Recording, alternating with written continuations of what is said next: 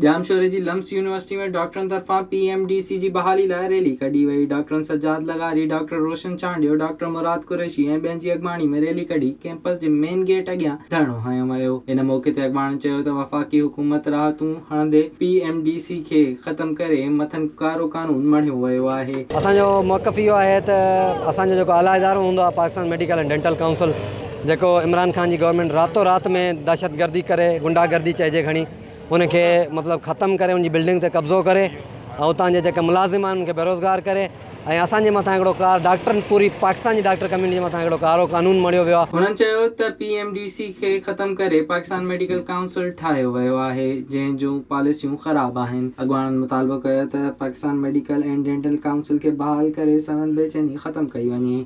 Visit कयो अवामी आवाज़ मीडिया ग्रुप जी वेबसाइट awamiawaz.pk।